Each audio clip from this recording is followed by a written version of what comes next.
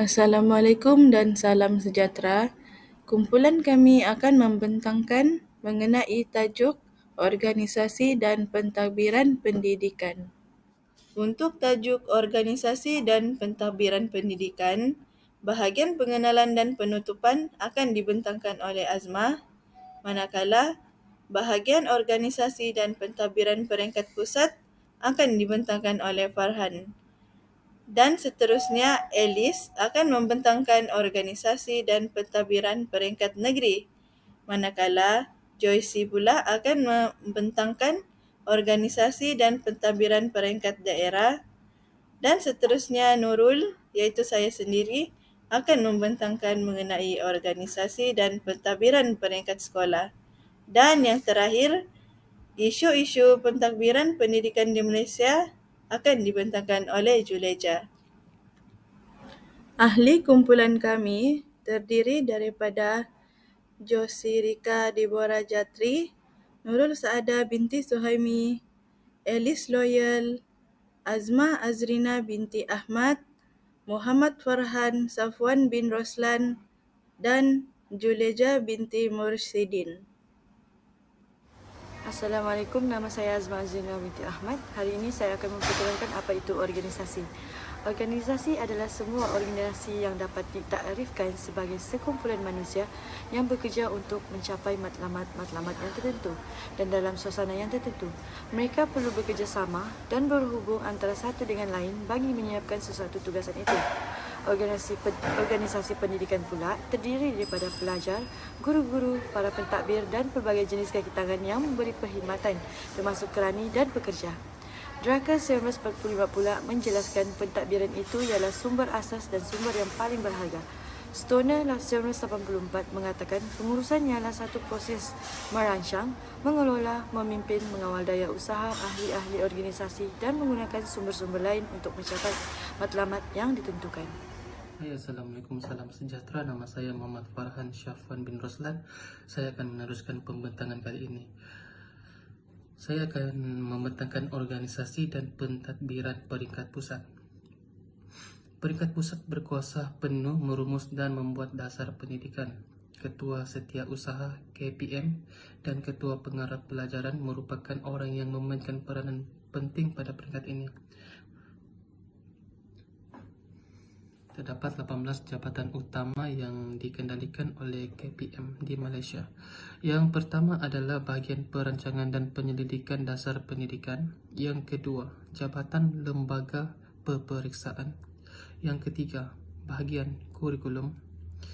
Yang keempat, bahagian teknologi pendidikan. Yang kelima, bahagian buku teks. Yang keenam, Majlis Buku Kebangsaan Malaysia. Yang ketujuh, bahagian pengurusan sekolah harian. Yang ke-8, bahagian pendidikan Islam. Yang ke-9, pendidikan teknik vokasional. Yang ke-10, pendidikan khas. Yang ke-11, pengurusan sekolah berasrama penuh. Yang ke-12, bahagian sukan. 13, kurikulum dan seni. 14, pendidikan swasta. 15, bahagian pendidikan guru.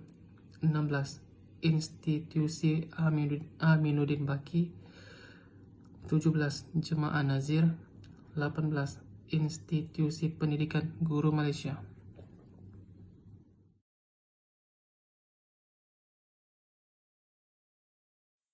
Pengenalan bagi Jabatan Pelajaran Negeri ini terdapat di semua negeri termasuk Sabah dan Sarawak dengan memastikan program-program pendidikan dan dasar pendidikan yang digubal. Seterusnya, ini adalah struktur organisasi dalam negeri. Jabatan negeri diketuai oleh pengarah pelajaran negeri dan dibantu oleh timbalan pengarah yang di mana bertanggungjawab terus kepada ketua pengarah pelajaran. Seterusnya, fungsi dan peranan. Kesemua 10 sektor ini adalah mempunyai tanggungjawab tersendiri yang berbeza-beza mengikuti tanggungjawab sektor bagi menyempurnakan program pendidikan yang digubal. Ia sangat penting dalam penyelarasan pembangunan kesejahteraan sekolah-sekolah di setiap negeri. Semua perkhidmatan sekolah boleh diuruskan dengan melalui setiap sektor yang dipertanggungjawabkan. Hal ini demikian penyelarasan dan pelaksanaan segala program adalah di bawah sektor masing-masing. Saya akan sambung dengan organisasi dan pentadbiran peringkat daerah. Pentadbiran peringkat daerah ini ditubuhkan untuk meningkatkan kualiti dan pembelajaran di samping menjadi pusat rujukan ibu bapa dan bertindak sebagai ejen kepada Jabatan Pendidikan Negeri JPN dan Kementerian Pelajaran Malaysia KPM dari segi pelaksanaan dasar, program-program dan aktiviti-aktiviti di peringkat daerah. Sekarang kita beralih kepada organisasi dan pentadbiran peringkat daerah dan terdapat 4 sektor pengurusan pendidikan daerah. Yang pertama, sektor pengurusan sekolah, yang kedua, sektor pengurusan akademik, dan yang ketiga, sektor pengurusan perkhidmatan daerah, dan yang keempat, sektor pengurusan pembangunan kemanusiaan dan khidmat sosial. Dan di sini kita boleh melihat antara peranan dan tanggungjawab pendidikan daerah. Kita boleh melihat di sini mewakili JPN dalam segala urusan pentadbiran jabatan di peringkat daerah dan bertanggungjawab mengenai perjalanan pentadbiran sekolah peringkat daerah, bertanggungjawab menggariskan dasar pentadbiran sekolah peringkat daerah dan bertanggungjawab mengenai pertukaran dan penempatan guru-guru di sekolah termasuk urusan perlantikan, penempatan dan penamatan GSTT dan guru ganti dan juga memantau semua kegiatan kurikulum dan kokurikulum di peringkat daerah. Dan kita boleh melihat struktur organisasi pejabat pendidikan daerah dimulai dengan pegawai pendidikan daerah dan diikuti dengan 4 sektor iaitu sektor pengurusan sekolah, sektor pengurusan akademik, sektor pengurusan perkhidmatan daerah, sektor pengurusan pembangunan kemanusiaan dan khidmat sosial dan di bawahnya adalah sekolah, pengetua atau guru besar. Saya akan sambung pembentangan untuk organisasi dan pentadbiran peringkat sekolah, di mana pengurusan pendidikan peringkat sekolah ialah merupakan operasi pentadbiran di peringkat terendah dalam hierarki organisasi pengurusan pendidikan negara. Ia merupakan unit pentadbiran pendidikan terpenting kerana segala usaha ke arah kecemerlangan pendidikan tertumpu di peringkat sekolah.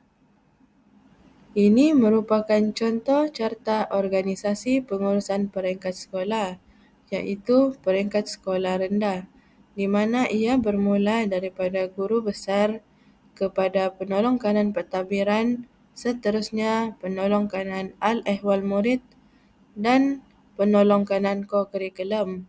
Mereka ni akan turut dibantu oleh ketua panitia subjek dan seterusnya pembantu takbir, pembantu pengurusan murid, juru teknik komputer, pembantu dan yang akhir sekali dibantu oleh murid. Setelah selesai membentangkan carta organisasi pentadbiran peringkat sekolah, maka kita akan beralih kepada peranan dan tugas pemimpin atau pentadbiran peringkat sekolah, di mana ia diketuai oleh pengetua sekolah ataupun guru besar. Mereka merupakan seorang pentadbir, pengurus dan seorang pemimpin yang tertinggi. Mereka juga membimbing, memberi kesedaran dan menyelia guru-guru di bawahnya ketika melaksanakan tugas mereka. Untuk pentadbir peringkat kedua, iaitu penolong kanan pentadbiran, mereka bertugas untuk menjalankan tugas pengetua sewaktu ketiadaannya. Mereka juga membantu pengetua menyelia dan menilai proses pengajaran guru-guru. Untuk tugas dan peranan penolong kanan al-ehwal murid pula, iaitu mereka ini mengambil alih tugas pengetua semasa ketiadaan pengetua dan penolong kanan pentadbiran serta mengajar sebilangan waktu mengikut arahan pengetua. Selain itu, mereka ini juga membantu pengetua menyelia dan menilai aktiviti seperti kaunseling, keselamatan dan kebajikan pelajar. Seterusnya, penolong kanan kurikulum. Tugas dan peranan mereka adalah merancang, menyelaras, mengubal kegiatan-kegiatan kokurikulum sepanjang tahun. Mereka juga akan menyelaras aktiviti-aktiviti ko-kurikulum dengan institusi atau perbadanan luar.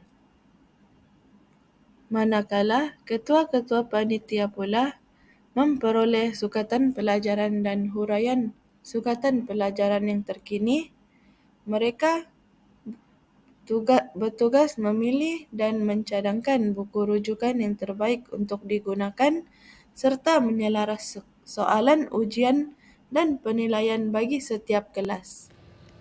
Okey, seterusnya untuk part bahagian isu-isu pentadbiran dalam pendidikan. Yang paling utama saya ambil ada 6 poin, iaitu pertama berkaitan dengan struktur pendidikan, yang kedua akses pendidikan, yang ketiga equity pendidikan dan yang keempat adalah berkaitan dengan tenaga pengajar. Yang kelima berkaitan dengan program pengajaran dan pembelajaran matematik dan sains dalam bahasa Inggeris, iaitu PPSIM. Yang last sekali adalah kesan globalisasi. Okey, berkaitan dengan isu pentadbiran pendidikan di Malaysia, yang pertama adalah struktur pendidikan yang melibatkan pendidikan menengah yang tidak selaras dan kurang mendapati keperluan, seperti bilangan tahunan persekolahan. Struktur pendidikan di Malaysia tidak sama dengan kebanyakan negara lain di dunia. Dan yang kedua adalah ketidakseragaman kemasukan ke IPT disebabkan wujudnya pelbagai haluan.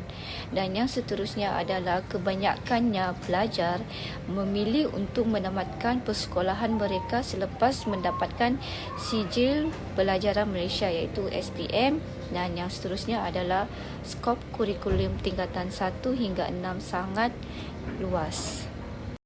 Seterusnya, isu kedua berkaitan dengan akses pendidikan, di mana ia melibatkan bekalan komputer yang tidak seimbang antara sekolah bandar dan luar bandar.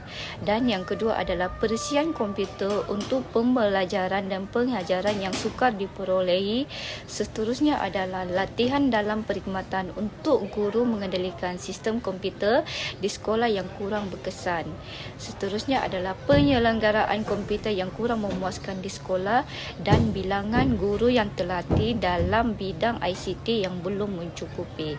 Justru adalah menjadi cabaran kepada KPM untuk memastikan setiap sekolah akan memperoleh komputer menjelang usaha menjadikan setiap murid dan guru celik IT. Okey, isu yang ketiga berkaitan dengan ekuiti pendidikan, di mana KPM telah memperkenalkan dasar pelaksanaan pembangunan pendidikan pada tahun 2001 hingga 2010 untuk memastikan infrastruktur yang mencukupi dan agian secara adil untuk semua sekolah. Namun selepas 7 tahun pelaksanaan, banyak isu yang timbul berkaitan dengan ekuiti atau peruntukan yang disediakan KPM tidak mencukupi untuk pelaksanaan pengajaran dan pembelajaran di sekolah. Contohnya, kementerian tidak menyediakan prasarana yang amat diperlukan seperti bilik darjah yang mempunyai kemudahan khusus. Contoh, kelengkapan buku teks masih berkurangan, terutamanya berlaku dekat sekolah luar bandar atau pedalaman. Okey, isu keempat berkaitan dengan pentadbiran pendidikan di Malaysia, iaitu tenaga pengajar, di mana kekurangan tenaga mahir dalam isu pendidikan menjadikan isu pelaksanaan pendidikan yang kurang berkesan. Dan yang kedua adalah mengikut kajian pada tahun 2000, sebanyak 61.8% guru terdiri daripada guru perempuan dan KPM menghadapi masalah menempatkan mereka di sekolah luar bandar, khususnya di pedalaman atau bahagian pulau. Dan ketidakseimbangan dalam pengagihan guru mengikut option, maka berlakulah keadaan di mana guru perlu mengajar subjek yang bukan option mereka. Daripada sini, kurang pengalaman dan pengetahuan tentang subjek berkenaan, maka kewibawaan guru dalam menyampaikan ilmu kepada murid mula dipertikaikan. Okey, seterusnya isu kelima berkaitan dengan PPSIM, iaitu program pengajaran dan pembelajaran matematik dan sains dalam bahasa Inggeris, di mana seperti penggunaan bahasa Inggeris dalam subjek sains dan matematik mendapat respon negatif dalam kalangan masyarakat. Penggunaan bahasa asing bukan sahaja merosakkan kedudukan bahasa kebangsaan sebagai ilmu, tetapi turut memusnahkan reputasi pelajar. Dan seterusnya ia juga juga membuatkan mereka belajar medium yang mereka tidak faham, menyebabkan komunikasi kurang berkesan dalam pelajaran. Untuk isu yang last berkaitan dengan kesan globalisasi, di mana penggunaan internet sangatlah memudahkan untuk mendapatkan maklumat dengan cepat dan berkesan. Namun implikasinya, isu moral murid membabitkan sosial menjadi begitu kompleks dan sukar diselesaikan. Dan manakala nilai-nilai barat atau negara maju mula diterapkan kepada generasi muda yang mementingkan materialistik, individualistik dan budaya kosmopolitan. Oleh itu, organisasi adalah sangat penting untuk melancarkan urusan dan proses mentadbir dengan teratur dan teliti. Ia juga bertujuan meningkatkan kecekapan dan membantu organisasi membuat keputusan dengan tepat. Ia dapat melancarkan perjalanan tugas dan meningkatkan tahap kualiti perkhidmatan sesebuah organisasi. Selain itu, kaki tangan dapat mengakses maklumat kepakaran dan pengetahuan dalam bentuk yang mudah dan cepat.